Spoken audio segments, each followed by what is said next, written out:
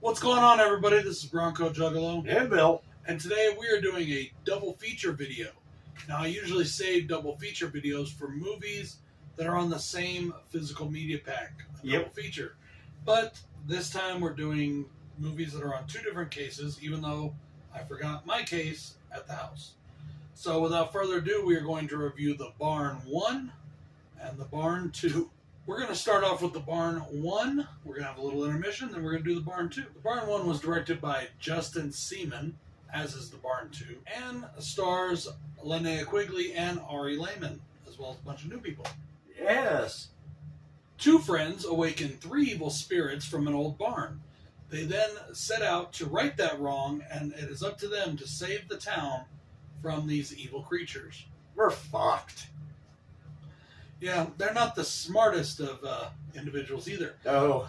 They know a lot about Halloween and about different shit about, they have all these rules and stuff for Halloween, but yeah, they're kind of, it's not quite as bad as Bill and Ted, but it's, We're getting there.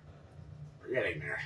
Guys, though, this is one of those 80s nostalgia movies that was brought out, back, a few years ago, like I said, 2016, right at the height of all the 80s nostalgia that's still going on. Yep. We're still getting a lot of those films.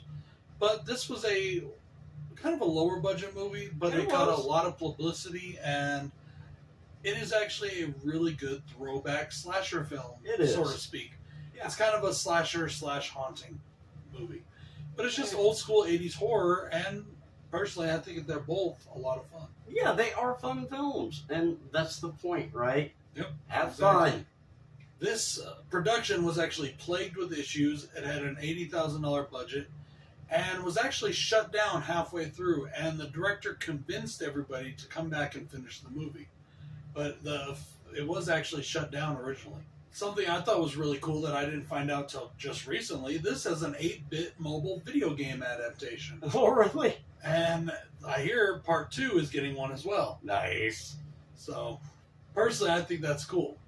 I have no specific cons for this movie. How about yourself? No, I don't have any specific cons for this movie. It was a fun time. Yeah. Guys, we're going to go through the pros a little quicker just because we have another movie to get to. Got to. And both of these movies, this is a good double feature if you want to watch them both at the same time. Yeah. Halloween's a great night. They're set on Halloween, so exactly. Great time to watch them. My first pro is that the very first kill we get in this movie is a kid. That's a pro of mine, too. It was done well, too. It was fucking brutal. And a lot of movies, a lot of horror films, especially older horror films, they steer away from the kid killing. So, yes. That was my first pro of the film. I thought it was ballsy. Yeah, and that was a pro of mine as well. My second pro, or actually it'd be my first, second, since we had the same one. Yeah. I love the practical effects of this movie. They did a great job with the blood and gore. This is what we want. We don't want the CGI bullshit. We want practical. The practical gore effects are a pro for me too, so we're going to kind of gloss over that as well. But also, I do like the quote-unquote special effects that they did that were more like computer graphic, or because it was like done old school. It was like, like old school looking, cheaper kind of, like the 80s nostalgia. Yeah, like when they have like a magic power going, you just see these little, like lightning bolt things come into the eyes, and they're like neon animated. And it just looks kind of crappy, but it looks kind of fun, too. Because that's kind of what we got back in the day. Yes. So I liked that. I thought that was cool. Okay. I'm not talking about the practical gore effects, which are top-notch, by the way. Done really well. But so I'm going to go on, to my next thing, and that's the kills themselves are very inventive. Yes. We have some very cool, very unique kills in this movie. Hell yeah, we do. I just loved. Right. Going off of that, I loved... My next pro would be the band massacre, where the band is just getting slaughtered. That is a cool part of this film. Yeah, very cool. Okay. The practical effects are great there. It's just bloody as hell. Fucking great time. I like the band scenes altogether. They're on their way to go to this concert, and then they show up at this, like, shitty little town dance, And the band's fucking rocking out. They're like a fucking hardcore metal band. Yeah. And they're rocking out, man. And it's at a church, which I thought was hilarious. You know, I guess God was pissed because, God likes metal. He massacred him. I really like the opening credit art sequence. I thought it was really cool. It's very comic book-esque, and it's just really cool looking. I think that they did a really good job in that. It's almost like watching a storyboard, and that was really dope. Yeah, that was cool. My next pro for this film, I do like the cast. It's not horrible. But my favorite, of course, is Ari Lehman. Oh, love seeing him in films. And he does a good job as Dr. Rock. Yes. Which is like this kind of, rock talk show host guy, which is fun. Yeah, it is. It's fun because he doesn't do a ton that I know of, And it's nice to see him, The final thing I wanted to say about this movie is I love the song that plays during the credits at the end. It's very 80s. It reminds me of a lot of more nostalgia. It reminds me very much of, say, horror movie music that was made, like Alice Cooper, Man Behind the Mask, Dream Warriors, even the Ninja Turtle rap at the end of Ninja Turtles 1, the movie. The rap, it was a song about the film. Yeah. It wasn't just a song that they tacked on by some famous band that somebody liked, so they tacked it on. It was a song made specifically about the movie, which is what a lot of films in the 80s and early 90s did. They did that a lot. And I liked that. I thought that was really dope. Oh, yeah. Well, that's it for me, too, man. This was a great film all around. Guys, definitely recommend this movie. He watched them out of sequence. I watched them in sequence. I bought part 1 when it first came out years ago. Well, no, actually, that's not totally true. I take that back. I bought part 1 in 2018. Sorry. 2018. Somewhere around there, I think. Yeah. And but I watched it years and years ago. And, because it's 2023 now, even though it feels like it's still way back when. Yeah. And then I never bought part 2 yet. I still need to pick it up. He got part 2. Yes. So I actually got part 2 from Ari Lehman. Guys, we're going to take a quick break, and we're going to come back with part 2.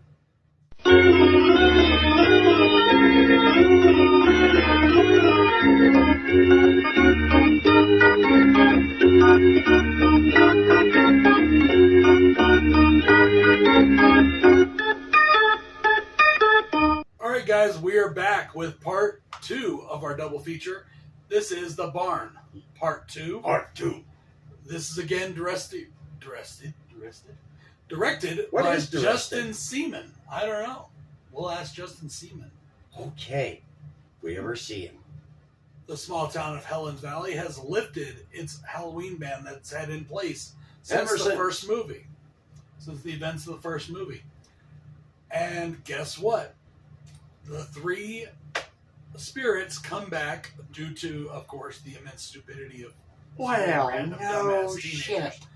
And they're back with a fucking vengeance. And it's up to the sister of one of the guys from the first film, because I don't want to give no spoilers, but there's a reason why it's the sister. Yes. And, people that they knew in this movie. And then we'll see the characters from the first film again, maybe. Don't worry, we'll see. Yeah, we'll see. I didn't find anything out about the budget on this one, but I do believe it was crowdfunded. And cool. I do want to say that even though you watched this one before you saw the first one, watching part 1 really helps. It does. They are linear stories. They do a really good job of filling in the gaps. And if you really want to know what's going on in part 1, or part 2, you need to watch part 1. You do. Guys, we're going to go off with our pros and cons now, and I actually do have a con for this one. I do as well. Mine is the zany Scooby-Doo traps. Yes. Oh, same here. In the barn and all, it's like the spirits set up Scooby-Doo traps, and it's like, it makes no sense, especially from the first one. It doesn't. Thank you. It makes no fucking sense, and it's so corny. Let's split up, gang. All right, Shaggy, you rig the pulley system here, and we'll catch that damn spirit. And I'll rig the net. It's just like... It'll work. I just didn't get that at all. But that is my con. Don't understand the Scooby-Doo traps. Me too. Did you have any other cons? No, it was the Scooby-Doo. Yeah.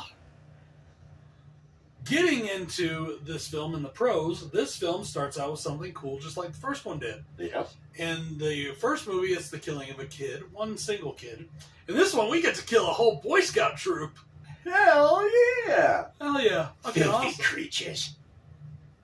They're quite filthy. Alright, my first pro for this film are all the cameos we get out of this film. Yes, very good cameos. We got great cameos. We got Doug Bradley, Joe Bob Briggs, who's Diana Prince. Diane Prince. Prince, I don't remember. Lloyd Kaufman. Like, oh, this is cool. Ari Lehman is back in this one. Of course he is. Linnea Quigley's back again.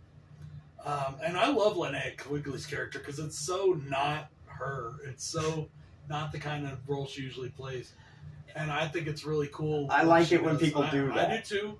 I do. If they nail it, I love it when they do that. They step out of their normal roles. Yep. I love it. Again, I know you're going to mention it, and so am I. The kills and the gore effects. The practical They effects. step it up from the first one, believe They it or did. not. They did. The kills are more intense. They are even more. There are some more unique kills, and the gore effects are bloodier and gorier. Thank They you. do a really good job with this film. Oh, yeah. You know, you can tell that they put budget in the right places. We again get some of those kind of cheesy 80s visual special effects that are cool too. We do. I like that. It doesn't push it over. The only thing is, I think that, and this is not a con, this is just a thought. When watching these, I did talk about, I recommended maybe you could watch them both back to back, you know? Yeah. If you do that, it's going to feel like one really fucking long movie. Yeah, they do kind of go together. They do go together really well. So if that's not something you can sit through, if you need a break, I get it. Don't burn yourself out because there is a lot of goodness to go around. But sometimes, like I know Jason and Joe, they like shorter films. I don't mind a longer film. It doesn't bother me. As long as I'm enjoying it, I'll keep enjoying it. But some people prefer shorter films. So you're going to watch these back to back. Maybe take a break in between. If you need, go get some, go to the lobby, get some snacks. Let's all go to the lobby. Let's all go to the lobby. Let's all go to the lobby to get ourselves a treat. Delicious things to eat. The popcorn can't be beat. The sparkling drinks are just dandy. The chocolate bars and the candy. So let's all go to the lobby to get ourselves a treat. Let's all go to the lobby to get ourselves a treat. So guys, one of the things that I really like about this movie is that it's well written. It It's is. simple plot, but it's a well written plot. The You first can one is have kind a of a simple simple plot and a well written plot. Yes. This is it's not that it's a very original plot. This kind of stuff's been done before. Yeah. This is an 80s throwback movie, so you're going to get an 80s throwback plot. And that's not a bad thing. It's still incredibly well written. Yes, if you do it well, it's not a bad thing. The music on the movie is really cool. I really do enjoy the music on the film, just like I did in the first one. I like the original music that we get from the bands and things like that, like the Dr. Rock's music. Oh yeah. I believe that it's his group playing the music it's Ari Lehman's group. I think I'm not 100% on that. I think playing the music in the movie, but it's cool. Oh, so I'm not 100%. you think it's his band, First Jason? Yeah, I don't remember. I'd have to look at the credits again. I don't remember. I thought I could because like some of the music while he's playing. It sounds kind of like their music. It sounds like him singing.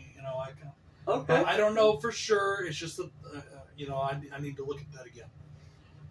Do you have anything else you want to talk about? Because I got one more thing I wanted to discuss. Nothing specific. This is just a fun movie, just like the first film. It's fun.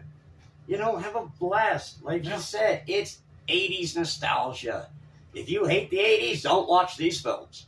The final thing that I want to talk about is that this movie takes place in one of my favorite locations / scenarios for a horror film. And I know it's one of Joe's favorites, and I know Jason really likes it too. I definitely know it's like Joe's absolute favorite almost.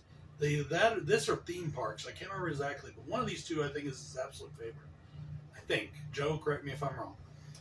this is a haunted attraction movie. Yeah. Basically, this whole movie takes place inside of a haunted house. Yes, it is. And I think they did a really good job with the haunted house. And the funny part about it is it's a haunted house based on the legends in the movie. Yeah. So when people are killing, you get those kind of scenes where, like, I told you to get over there and do, and then, Yeah. those kind of things. And I just like that. I thought it was fun. It's a good way to continue the film. It was a good way to bring back the story. And guys, this is a good one. Part 1 is a good one.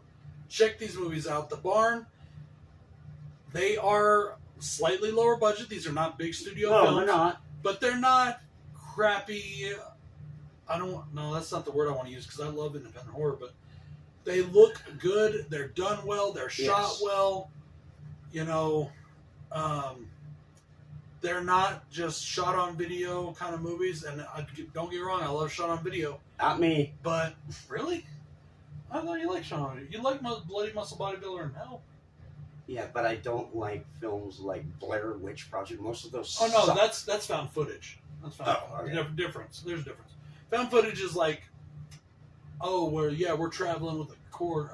Shot on video literally means it's like when I shoot something on my phone now. That's considered. Oh, But it was okay. shot with an I old thought you video. were talking about. No, it means That they made a film just done on an old video cassette recorder. Because Okay, that's what they fine. had. That's fine. Yeah. So, but yeah, it's not a shot on video kind of movie. This is a really decent, well filmed, good cinematography kind of film. And don't get me wrong, please, I'm not saying anything wrong with those movies because I love shot on video. I love independent horror, and this is independent horror. Independent horror that was crowdfunded, but it had a little bit more of a budget so they could do just a little bit more things. Independent horror keeps the genre alive. Yep, there ain't nothing. You can say all you want about the big mainstream movies, and we've had some good ones lately.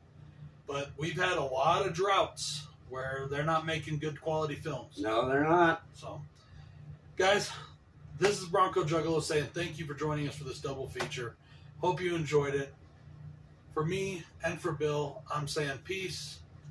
And I'm saying good night.